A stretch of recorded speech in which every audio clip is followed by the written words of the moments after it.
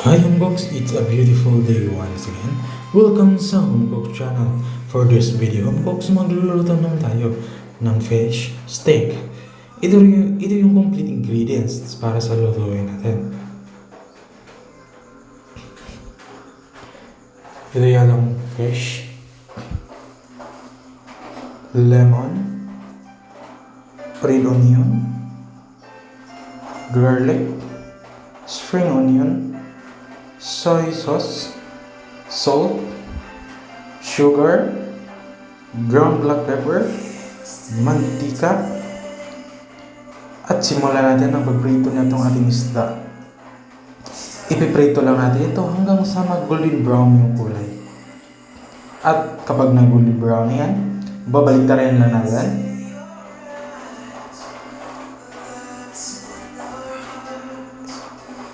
At kapag mabaliktad na natin ito lahat, iluluto lang natin ito ulit ng hanggang sa mag-golden brown yung kabilang side.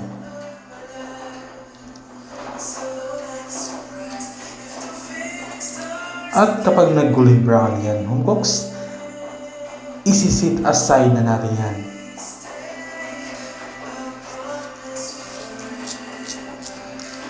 At sisimulan natin ang paggigisa nitong ating mga ingredients.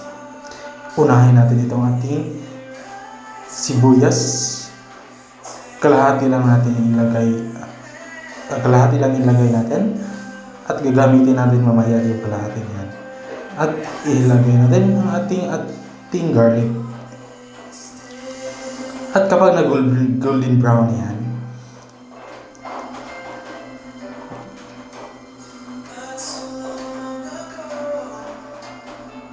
ilagay natin itong ating soy sauce.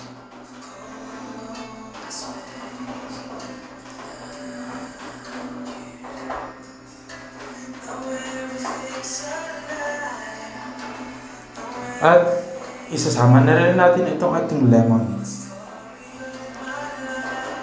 Halo-haloin natin.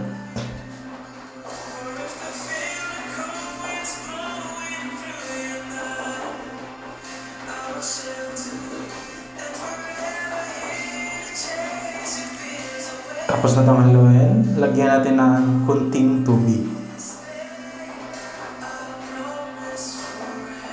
At ilagay natin itong ating sugar.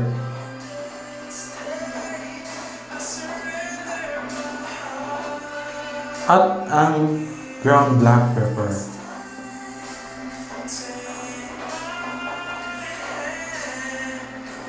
Pagkatapos yan, pakuluin lang natin. At kapag kumulo na yan, ilagay natin ang ating fish.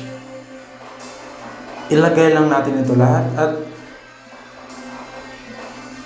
papakuluan natin ito ng mga 2 minutes.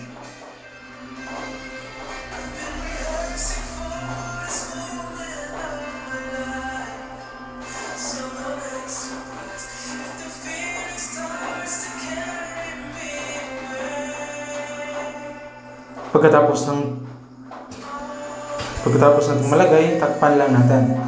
At pagkatapos ng 2 minutes, babaliktarin natin ito.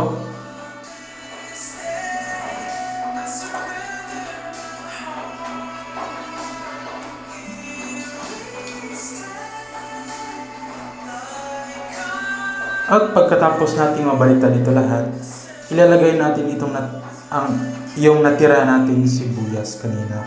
Yung kalahati, ilagay natin ito sa ibabaw.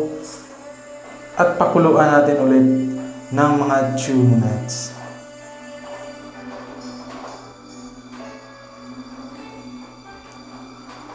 Yan, nalagay natin.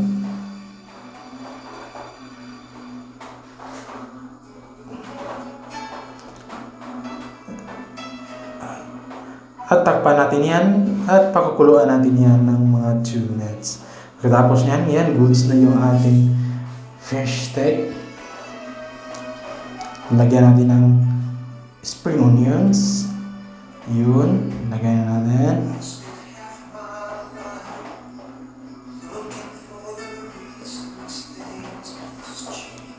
Yan. Wow, look at that. So delicious. Yeah, yan. Luto yan. Isi-serve na yan. Lagay natin sa serving plate. At atin na itong isi-serve. Wow. Wow, look at that. It's so yummy.